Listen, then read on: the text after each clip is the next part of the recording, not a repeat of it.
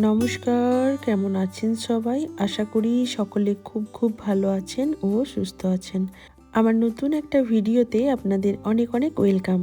তো আজকে আমি বানাবো বেগুনের একটা রেসিপি। তো চলুন রেসিপিটি শুরু করি। রেসিপিটি বানানোর জন্য আমি এখানে দুটো বেগুন নিয়েছি। দিয়ে বেগুনগুলো একটু লম্বা লম্বা করে মোটা মোটা টুকরো করে কেটে নেব।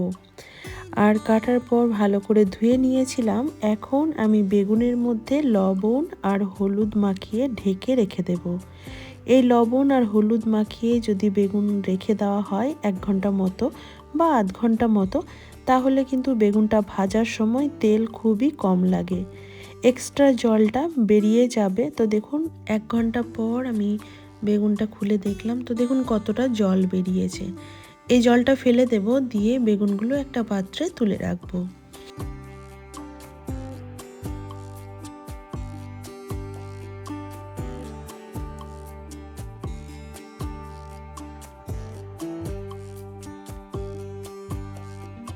আর বেগুনের এই রেসিপিটি বানানোর জন্য এখানে আমি একটা মশলা তৈরি করে নেব। তো আমি কিছুটা পরিমাণ আমন্ড বাদাম দিয়ে দিয়েছি। এখানে আপনারা চাইলে আমন্ড বাদামের জায়গায় কাজু বাদামও ব্যবহার করতে পারেন। এবার দিয়ে দিলাম 4 টেবিল চামচ মতো টক দই। আর দিয়ে দেব 1 টেবিল চামচ মতো আদা, রসুন, কাঁচা লঙ্কা, জিরে, ধনের একটা পেস্ট। এটা বাড়িতে তৈরি করাই থাকে, তো সেখান থেকেই আমি 1 চামচ মতো ব্যবহার করলাম। এবার সমস্ত উপকরণগুলো মিক্সিং জারে দিয়ে একটা স্মুথ পেস্ট তৈরি করে নিয়েছি। অপরদিকে একটা কড়াই বসিয়ে দিলাম গ্যাসের ওভেনে। কড়াইটা খুব ভালো করে গরম করে নিয়েছিলাম। দিয়ে দিয়েছি পরিমাণ মতো সরিষার তেল। এই তেলের মধ্যে বেগুনগুলো এখন একটু ভালো করে লাল লাল করে ভেজে নেব।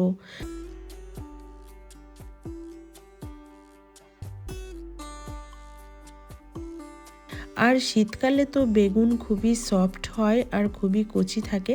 ফ্রেশ বেগুনটা পাওয়া যায়। তো বেগুনটা ভাজতে কিন্তু 2 থেকে 3 মিনিট মতো সময় লেগেছে। এর বেশি ভাজলে কিন্তু বেগুনটা একদমই গলে যাবে। এখন এই পর্যায়ে বেগুনটা আমি তুলে রাখবো। অবশিষ্ট যে তেলটা পড়ে আছে এই তেলের মধ্যে বাকি রান্নাটা আমি করে নেব। তো ফোড়ন হিসাবে এখানে ব্যবহার করলাম একটা শুকনো লঙ্কা, কিছুটা গোটা গরম মশলা, আর দিয়ে দেব হাফ চামচ মতো গোটা জিরে। ফোড়নটা থেকে সুন্দর গন্ধ বেরিয়ে আসলে এর মধ্যে দিয়ে দেব একটা টমেটো। তো এখানে আমি বড় সাইজেরই একটা টমেটো ব্যবহার করেছি।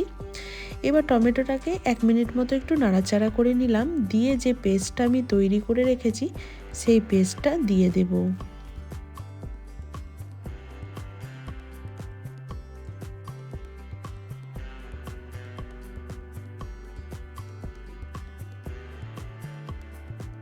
এবার টমেটোর সাথে এই মশলাটাকে খুব ভালো করে একটু কষিয়ে নিতে হবে। এই পর্যায়ে এখানে আমি 1 টেবিল চামচ মতো লাল লঙ্কার গুঁড়ো অ্যাড করলাম।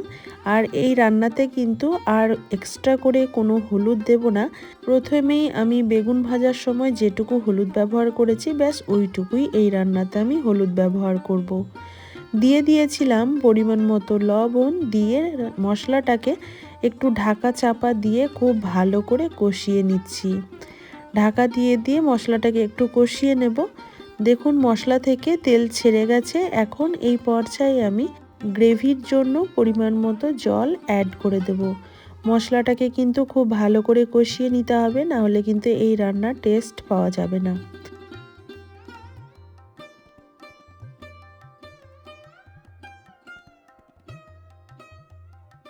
তো দেখুন গ্রেভিটা ফুটে আসার অপেক্ষা করব। তো যেহেতু আমি টক দই ব্যবহার করেছি, তাই এখানে আমি 1 চামচ পরিমাণ চিনি দিলাম স্বাদের ব্যালেন্সের জন্য। তো গ্রেভিটা কিন্তু খুব ভালোভাবে ফুটে গেছে। 3 থেকে 4 মিনিট মতো প্রথমে গ্রেভিটাকে আমি ভালো করে একটু ফুটিয়ে নেব, যাতে করে সমস্ত মশলার কাঁচা গন্ধ চলে যায় এবং এই গ্রেভির মধ্যে খুব সুন্দর একটা টেস্ট আসে। এই পর্যায়ে আমি বেগুনগুলো অ্যাড করে দেব। বেগুনগুলো দিয়ে কিন্তু খুব বেশিক্ষণ ফোটানো যাবে না, ওই 2 থেকে 3 মিনিট মতোই ফুটিয়ে নেব। তাই গ্রেভিটা যেমন রাখবেন সেই বুঝে বা সেই রকম মাপ অনুযায়ী জলটা দেবেন। আর বেগুনগুলোও কিন্তু সেই রকম পর্যায়ে অ্যাড করবেন। এই বেগুনগুলো দিয়ে বেশিক্ষণ ফোটালে বেগুনগুলো আর খুঁজে পাওয়া যাবে না, গলে যাবে।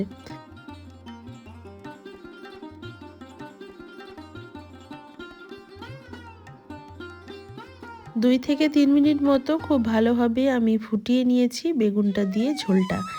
এখন আমার রান্না প্রায় হয়ে এসেছে। এই পর্যায়ে আমি হোমমেড গরম মশলা অ্যাড করলাম 1/2 চামচ মতো, আর দিয়ে দেব এখানে ধনিয়া পাতা। আর সবার শেষে এখানে আমি 1/2 চামচ মতো দেশি ঘি অ্যাড করলাম।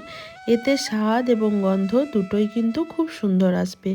এবার সমস্ত কিছু মিশিয়ে 10 মিনিট মতো স্ট্যান্ডিং টাইমে দেব। তারপরে আপনাদের পরিবেশন করে দেখাচ্ছি আজকের আমার এই বেগুনের ইউনিক রেসিপিটি কেমন হয়েছে।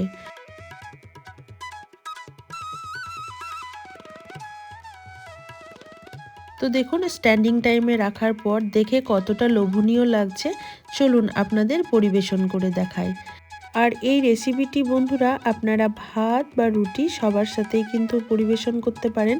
খেতে কিন্তু দুর্দান্ত স্বাদের হয়। এখন তো শীতকাল, বাজারে কিন্তু ভোরে ভোরে বেগুন পাওয়া যাচ্ছে। তো বেগুনের তো অনেক রেসিপি খেয়েছেন, প্লিজ বন্ধুরা এভাবে একবার ট্রাই করে দেখতে পারেন। আশা করি আপনাদের খুবই ভালো লাগবে।